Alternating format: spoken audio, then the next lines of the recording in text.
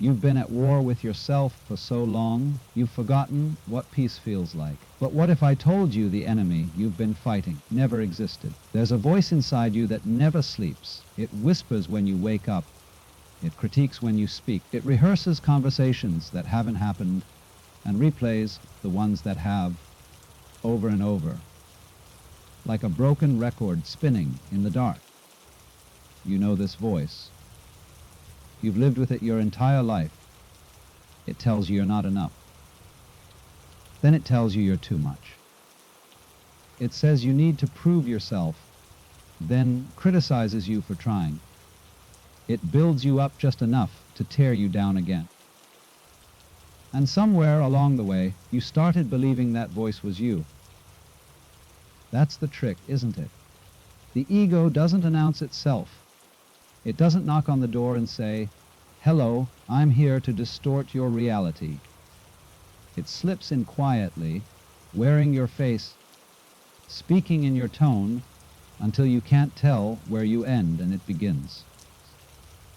Most people spend their entire lives thinking they are the ego. They defend it, protect it, feed it, fight for it. They believe that if the ego falls, they fall with it. But here's what no one tells you. The ego isn't real. It's a construct, a story, a character you've been playing for so long you forgot it was a role. And the moment you truly see it, everything changes. The ego is not your enemy, but it's not your friend either. It's more like a mask you picked up as a child, thinking you needed it to survive. And maybe you did, back then. Maybe the ego helped you navigate a world that felt too big, too harsh, too unpredictable. It gave you an identity when you didn't know who you were. It gave you defenses when you felt vulnerable. It gave you a sense of control when everything else felt chaotic. But now the mask has hardened. It's become heavy. You've worn it so long it's left grooves in your skin, and you can't remember what your real face looks like underneath. The ego wants you to believe it's protecting you. And in some ways it is, but it's also imprisoning you, because the ego thrives on separation. It needs to define itself against others. It needs to be better than, different from, superior to. It builds walls and calls them boundaries. It builds armor and calls it strength. And in doing so, it cuts you off from the very thing you're longing for: connection, peace, belonging, truth. The Sufis have a saying, "The ego is a veil between you and God, but you don't have to be religious to understand this." Replace God with presence, with truth, with love, with the quiet, unshakable part of you that exists beyond thought, beyond identity, beyond the story. The ego is the veil between you and that. Alan Watts once said, "Trying to define yourself is like trying to bite your own teeth." The ego is the part of you that keeps trying anyway. It's the part that insists you are something fixed, something definable, something separate. But you're not. You're not your job. You're not your past. You're not your failures or your achievements. You're not even your thoughts. Thoughts rise and fall like waves, but you are the ocean beneath them, vast, deep, and undisturbed. The ego doesn't want you to know this, because if you remember who you really are, the ego loses its power, so it keeps you distracted. It keeps you identified. It keeps you convinced that you are the character in the story, rather than the awareness watching the story unfold. And this is where the confusion happens. This is where people make the mistake. They think spiritual awakening means destroying the ego.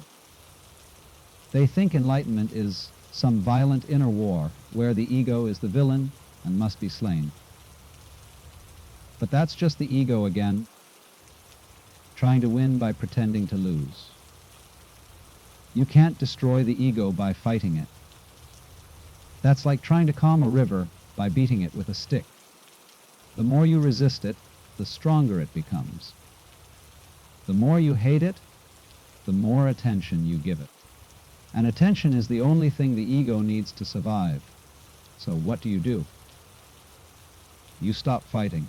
You stop resisting. You stop trying to be rid of it. You simply see it. You see it for what it is, a pattern, a habit. A software program running in the background of your mind, repeating the same loops, the same fears, the same defenses. And when you see it clearly, without judgment, something extraordinary happens. It loses its grip. Not because you defeated it, but because you stopped believing in it. Here's a practice you can try today.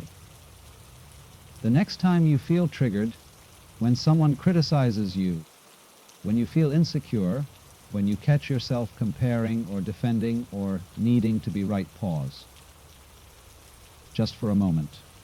And ask yourself, who is feeling this? Not in a philosophical way, not as a mental puzzle, but as a genuine inquiry. Who is the one that feels attacked? Who is the one that needs to prove something? Who is the one that's afraid? If you sit with that question long enough, you'll notice something strange. You can't find the who. You'll find thoughts, emotions, sensations. But you won't find a solid, separate self at the center of it all. And that's not terrifying, that's freedom. Because if there's no solid self to defend, what is there to protect? If there's no fixed identity, what is there to lose? The ego will panic at this. It will flood you with thoughts, with fear, with the urgent need to know who you are. Let it panic. Let it scramble. Let it do what it does. And just watch. You are the awareness that watches. You are the space in which all of this arises. And that space has never been threatened. It was never born. It will never die. It simply is. You built a prison and called it safety. You didn't mean to. No one ever does. But somewhere along the way, you learned that the world was dangerous, that people could hurt you, that vulnerability was weakness, that showing your true self was too risky. So you built walls, thick ones. You learned to manage how you appeared. You learned to say the right things, wear the right masks, play the right roles. And for a while it worked. You felt safer, more in control, less exposed to the judgment, the rejection, the pain. But then something shifted. The walls you built to keep the world out started keeping you in. The masks you wore to protect yourself became so convincing. You forgot they were masks. The roles you played became so automatic, you lost touch with the actor beneath them. And now, even when you're alone, you don't know who you are. Even in the quiet, the ego keeps performing, keeps narrating, keeps maintaining the story. Because the ego is terrified of silence. It's terrified of stillness. It's terrified of the moment when you stop doing and simply are. Because in that moment it disappears. The ego is not a thing. It's a process. It's the constant activity of identification. The endless loop of, I am this, I am not that. It's the voice that narrates your life as if you're the main character in a movie, and everyone else is just supporting cast. But here's the paradox: the ego doesn't actually exist in the present moment. It only exists in memory and anticipation. It lives in the story of who you were and who you will be. It thrives on the past, your regrets, your achievements, your identity. And it projects into the future your plans, your fears, your ambitions. But right now, in this exact moment. Where is the ego? If you stop thinking about yesterday and stop worrying about tomorrow, if you just rest in the raw experience of now, the breath, the sensation, the presence, where is the you that the ego keeps insisting is so important? It vanishes, not because it was destroyed, but because it was never there to begin with. The Zen masters understood this. They would hit students with sticks, not out of cruelty, but to shock them into presence, to jolt them out of the mental commentary and into the direct experience of reality.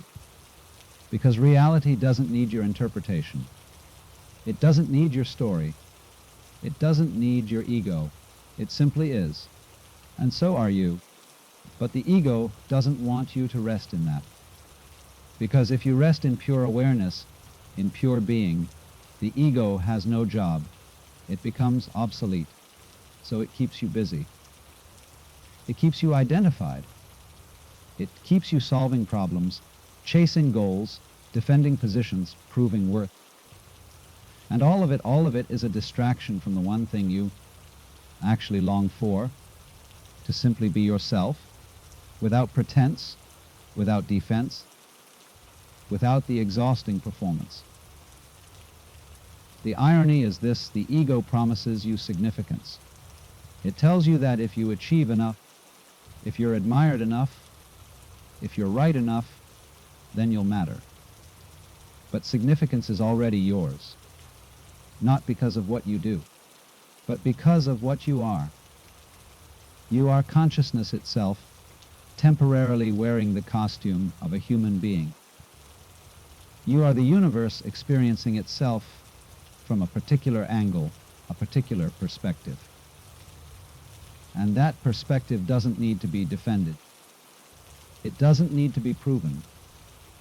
It doesn't need to be anything other than what it is. The ego is the part of you that forgot this. It's the part that became so mesmerized by the costume, it forgot about the one wearing it. And here's the compassionate truth. The ego isn't evil. It's just confused. It's like a child playing dress up who became so immersed in the game. They started crying when someone tried to take the costume off. You don't need to punish the child. You don't need to shame it or destroy it. You just need to gently remind it, this is a game. This isn't who you really are. Try this. The next time you feel the ego flaring up when you feel defensive, superior, insecure, or the need to be validated, don't push it away. Don't judge it. Don't fight it. Instead, get curious. Ask yourself, what is the ego trying to protect right now? Because underneath every ego reaction is a wound, a fear, a belief that says, I'm not safe unless I control this. I'm not enough unless I prove this. I'm not lovable unless I hide this. The ego is not your enemy. It's a frightened child wearing adult clothes. And it doesn't need to be defeated. It needs to be seen. It needs to be held. It needs to be reassured that it's safe to let go. You can say to it, quietly, kindly, I see you. I know you're scared, but I've got this. You don't have to protect me anymore. And then this is the important part: you breathe. You come back to your body. You feel your feet on the ground. You notice the air on your skin. You return to the present, where the ego has no power. Because the ego is a ghost. It only haunts the past and the future. In the now, you are free. You've spent your whole life trying to control things that were never yours to control. Your reputation, other people's opinions, the outcome of your efforts, the way your life was supposed to unfold. And the ego told you that if you just tried hard enough, if you planned perfectly enough, if you managed every detail, then you'd finally feel safe. But it never worked, did it? Because no matter how much you controlled, there was always something slipping through your fingers. Always something that didn't go according to plan. Always some unpredictability that reminded you you were never really in control to begin with. And that terrified the ego, because control is its favorite illusion. The ego believes that if it can just manage reality, if it can just think the right thoughts, make the right moves, avoid the right mistakes, then it can avoid suffering. But life doesn't work that way. Life is wild, unpredictable, uncontrollable. And the more you try to grip it, the more it slips away. The ego's greatest trick is convincing you that control equals safety. But control is exhausting. It's a full-time job with no vacation. It's a war you can never win because the enemy uncertainty is infinite. And here's what the ego doesn't want you to know. You don't actually want control. What you want is peace. And peace doesn't come from controlling life. It comes from trusting it, not in a passive way, not in a do nothing and hope for the best way, but in a deep, surrendered knowing that you are not separate from life. You are life, expressing itself in this particular form. The river doesn't control where it flows. It trusts the landscape. It moves with gravity, with the earth, with the natural unfolding. And somehow it always finds its way to the ocean. You are like that river. The ego is the part of you that keeps trying to flow uphill. When the Sufis speak of surrender, they don't mean defeat. They mean alignment. They mean releasing the illusion that you're separate from the universe and remembering that you're an expression of it. The universe is not happening to you. It's happening as you. And when you truly see that, control becomes irrelevant.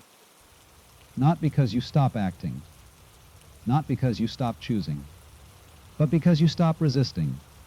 You stop clinging. You stop demanding that reality be different than it is. You move with life instead of against it. Alan Watts called this the wisdom of insecurity. He said that the only real security in life is accepting that there is no security, that everything is in flux, that impermanence is not the problem, it's the nature of existence. And once you accept that, once you stop fighting the fundamental flow of reality, you discover something shocking. You were always okay, not because everything worked out the way you wanted, but because you, the real you, the aware presence beneath the story, were never threatened to begin with. The ego is the part of you that keeps forgetting this. It keeps believing that this outcome matters. This moment defines you. This thing going wrong means you're not safe. But you are the space in which all outcomes occur. You are the awareness in which all moments arise and dissolve. And that space has never been disturbed. Here's how you practice surrender without giving up. When you feel the urge to control, when anxiety rises, when you start obsessing over outcomes, when you feel the need to force something, pause. Place one hand on your heart. Feel it beating. That heartbeat, you're not controlling it. It's happening on its own, just like your breath, just like your digestion, just like the healing of a wound. Your body knows how to live without your ego managing it. And so does your life. Now ask yourself, what if I trusted this moment exactly as it is? Not forever, not as a life philosophy. Just this moment. What if, just for now, you let go of the need to fix, change, control, or resist? What if you let this moment be exactly what it is, and you simply be with it? You might notice something softening, a tightness releasing, a breath deepening. That's softness. That's trust. And trust is not naive. It's not passive. It's not weakness. Trust is the most courageous thing you can do, because it requires you to let go of the one thing the ego clings to most, the illusion that you're in charge. You're not in charge. You never were. But you're also not powerless. You're a participant, a co-creator, a conscious presence moving through an intelligent universe. And when you stop trying to control the river and start trusting the current, you discover something beautiful. You were always being carried. You've been searching for something your entire life. Maybe you called it happiness. Maybe you called it success. Maybe you called it love, purpose, meaning, enlightenment. But underneath all those names was the same longing to feel whole, to feel like you finally arrived, like you finally became who you were supposed to be, like you finally earned the right to rest. And the ego promised you that if you just achieved enough, fixed enough, proved enough, then you'd feel whole. But it was lying, because wholeness is not something you earn. It's not something you find. It's not something you become. It's what you already are. You are not broken. You never were. The ego convinced you that you were fragmented, incomplete, in need of fixing. It convinced you that enlightenment was somewhere out there, waiting to be attained. But enlightenment is not a destination. It's a recognition. It's the moment you realize you were never lost. You were never separate from the wholeness you were seeking. You were always it, just looking in the wrong direction. The Sufis say, the one who seeks God is the one God is seeking. In other words, the search itself is the illusion. The seeker is the sought. The wave is already the ocean. You are not a fragment trying to become whole. You are wholeness, temporarily pretending to be a fragment, and the ego. The ego is just the character you created to navigate the game of separation. It's not evil, it's not wrong, it's just unnecessary. Like training wheels on a bicycle. At some point, you realize you don't need them anymore. And when you let go, when you stop clinging to the identity, the story, the need to be someone, you don't disappear. You become more fully yourself than you've ever been. Because the real you was never the ego. The real you is the awareness that's been here all along, watching the ego perform, waiting patiently for you to remember. Here's the simplest practice of all. Just for a moment, stop trying to be anyone. Don't try to be spiritual. Don't try to be present. Don't try to be enlightened. Just stop and notice what remains. There's an awareness here, a presence, a quiet knowing that exists before thought, before identity, before the story. That's you. Not the you with a name, a history, but the you that is simply aware, simply here, simply being. And that you has never been threatened, never been lacking, never been anything other than whole. The ego will try to turn even this into an achievement. It will try to make awareness into something you do, something you attain. But you can't attain what you already are. You can only recognize it. And recognition doesn't take effort. It takes relaxation. It takes letting go of the effort to be something and resting in what you already are. So here's what I want you to know. You are not your thoughts. You are not your past. You are not even your story. You are the space in which all of this arises. And that space is vast, infinite, unshakable. The ego isn't your enemy. It's just a habit, a pattern, A way of organizing experience that you learned a long time ago, and now, maybe, you're ready to let it soften, to let it relax, to let it be what it is, a tool, not a master. You don't have to destroy it. You don't have to transcend it. You don't have to be anything other than what you are right now. Because what you are is already enough. What you are is already whole. What you are is already home. You just forgot for a little while. And now you're remembering. Welcome back.